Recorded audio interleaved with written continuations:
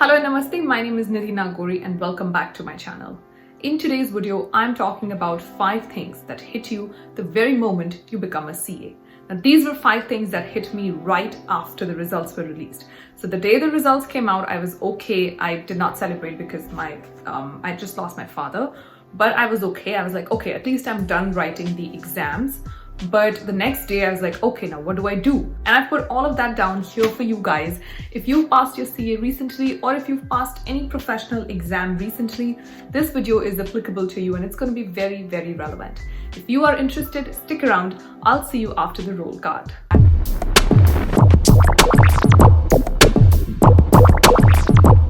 Video is in collaboration with Unacademy. They have an interesting and exciting batch that's coming up, and I will share all the information about that later in the video. For now, let's get to our topic. The first thing that hit me hard was picking a niche.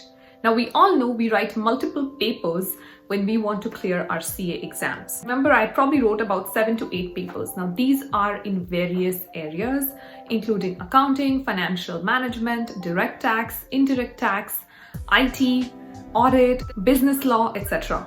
There is so much that we read and there's so much that we study to pass the exams. But once you are done with the exam, the first question that will haunt you is now what? Now what do I make my niche? Now what do I pick up as a career? I was there as well.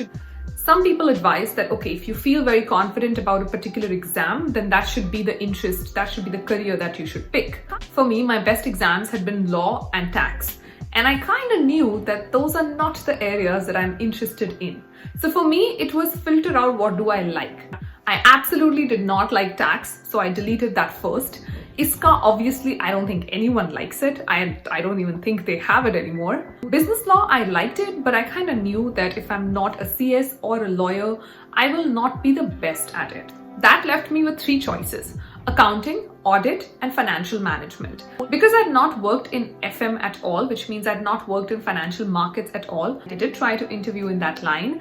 I got an interview with an investment bank as well, but it did not go down very well. That interview was also an eye-opener. It made me realize that that's not where I see my career. So I moved on to the 2 remaining fields: audit and accounting. I actually tried both of them very early on in my career, and I realized audit is what I want to stick to. This is the exercise that I want you to do as well. You've passed all these papers, you are master of all of it, but right now you need to think about what is the niche that you want to pick. What is it that you want to be a career in? Number 2, the second thing that hit me after figuring out my niche was how do I prepare for a job? All this while, I was only focused on preparing for the exam. I was studying for the exam. I was doing everything for the exam. Now that that exam was done with, I had to move on and had to figure out how do I prep for a job? How do I interview for a job? How do I look for jobs? How do I apply for jobs?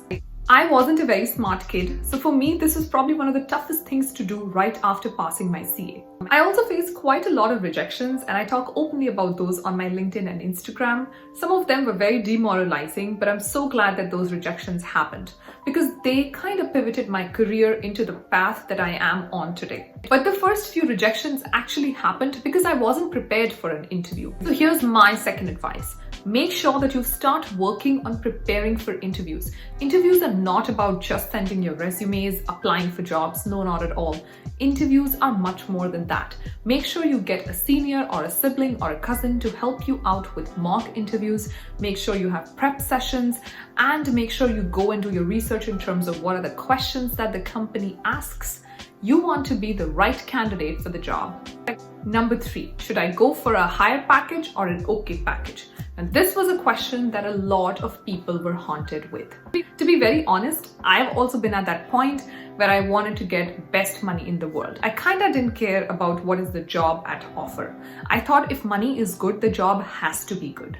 That's the reason why I started applying into places that I had either no experience for or no interest in. One of which is investment banking. I only applied in investment banking because people said it pays very well.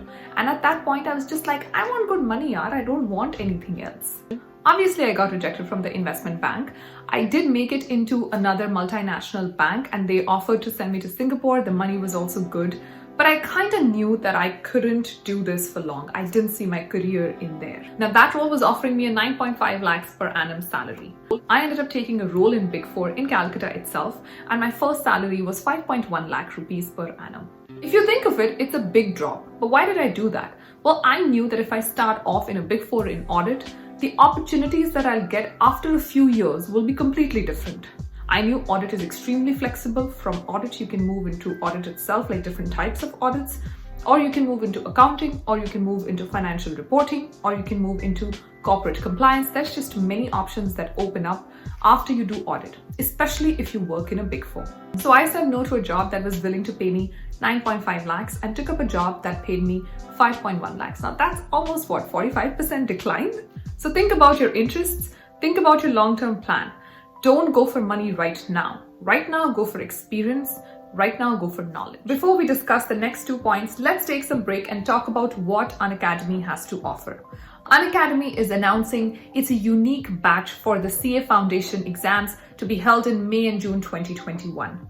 This batch will help all CA aspirants clear their exams with flying colors. It's going to be a full 10-week batch with the classes starting on 15th Feb 2021 and ending on 17th April 2021.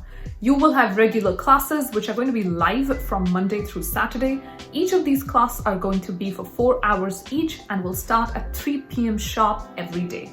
You will also get a bunch of notes, you'll have regular tests, and obviously a lot of tricks and tips to pass the exam. As you can see, all the details are already up on my screen. If you want any more information, I have the details attached in the description box below, so make sure to check the description box out.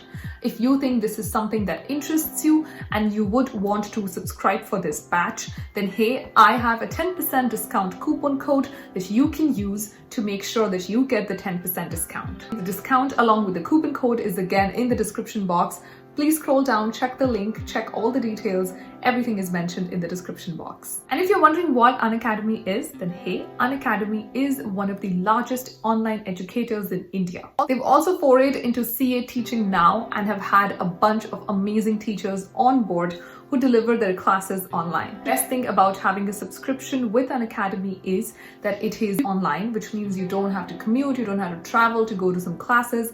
Everything is online, you can do it at your own convenience, and you get access to such amazing teachers and such amazing information. For more information on Unacademy, check the description box. And now, let's resume the video. The fourth thing is actually one of my biggest mistakes in my career. I thought once my CA is done, my education is complete. I thought I don't have to study anything after this. It took me 5 years to convince myself that I need to study more. Continuous education is the only way to growth. Don't make the mistake that I made. CA is not the end of your education. CA cannot be the end of your professional growth. Think about what do you want to study further. Although this decision can wait, right now first figure out where do you want to work, what fields you want to try, but always keep this question at the back of your mind. Whether you want to get a master's, whether you want to go in and get a decent MBA, whether you want to do a professional degree or a professional certification, nothing stops at CA. Lastly, number 5, getting overwhelmed by peer pressure. When I passed my CA, I did not have a lot of people to guide me, and there wasn't a lot of information available online. Whoever I knew had already encashed that relationship by asking too many questions. Once I started asking questions frequently to people who'd passed along with me, meaning my peers, I started feeling a lot of peer pressure. A lot of my peers gave me strong advices. Don't do this, do this. अरे क्या यार audit कर रही है? Audit में तो तू कभी भी जा सकती है. अभी के लिए कुछ डिफरेंट ट्राई कर. फिर से ऑडिट करेगी? आर्टिकलशिप में तो 3.5 साल ऑडिट किया है. फिर क्या जरूरत है ऑडिट करने की? I started getting a lot of these from my peers. So my advice here is that you only ask questions to people you completely trust. Do not ask your questions to anyone and everyone, because a lot of people have a lot of opinions and you will start getting bogged down by opinions if you start collecting all of them. So make sure to not feel the peer pressure. So that was it for today's video. I'll see you guys in the next video. Until then, please make sure that you take care of yourself. Stay safe. Namaste.